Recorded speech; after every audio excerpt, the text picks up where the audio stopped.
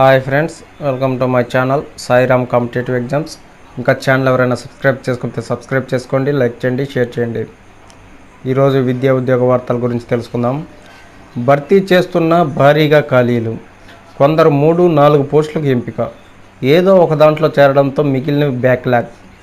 ప్రభుత్వ పోటీ పరీక్షల్లో కొందరు అభ్యర్థులు విశేష ప్రతిభతో 2, 3, 4, 5 పోస్టులకు ఎంపిక కావడం మిగిలిన వారికి అశనిపాతంగా మారుతుంది.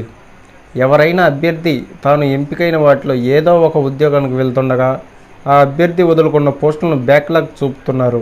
దీంతో అవి దీర్ఘకాలంగా ఖాళీగా ఉంటున్నాయి. దీన్ని మార్చాలని, అలా మిగిలినవి మెరిట్ ఆధారంగా ఇతరులతో భర్తీ చేయాలని అభ్యర్థులు కోరుతున్నారు. గురుకులాల్లో 4,000కు పైగా. ప్రస్తుతం ఉన్న నియామక విధానం ప్రకారం ఒక్కో అభ్యర్థి ఎన్ని పోస్టులకైనా దరఖాస్తు చేసుకొని పరీక్షలు రాయవచ్చు.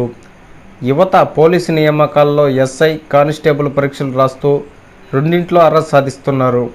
తాజాగా గురుకుల నియామకాల్లో డిగ్రీ, జూనియర్ కళాశాల అధ్యాపకులు, పీజీటీలు, టీజీటీ పోస్టులకు వేరువేరుగా దరఖాస్తు చేసుకొని ఒకటికి మించి ఉద్యోగాలకు ఎంపికయ్యారు.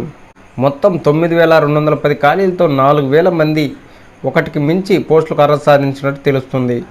ఎంపికైన వారికి 21 రోజుల నుంచి 3 నెలల వరకు గడువు ఇచ్చి వారు చేరిన తరువాత నియామక పత్రాలను అధికారులకు అందజేస్తున్నారు. నిర్ణీత గడువులోపు చేరకపోతే మరో అవకాశం ఇచ్చి చివరికి భర్తీ కాని స్థానంగా పేర్కొంటున్నారు.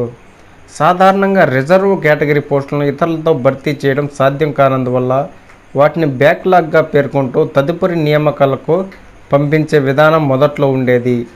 ఆ తరువాత ఒకే అభ్యర్థి పలు పోస్టులకు ఎంపికైన సందర్భాల్లోనూ ఇదే విధానం అమలు చేయడంతో అర్హులైన వారు ఉండి వారికి అన్యాయం జరుగుతుందనే భావన అభ్యర్థుల్లో ఉంది.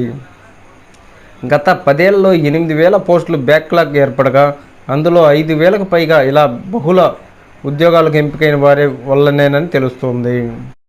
Okay friends, thank you, all the best. Video నచ్చితే లైక్ చేయండి, షేర్ చేయండి, సబ్స్క్రైబ్ చేయండి.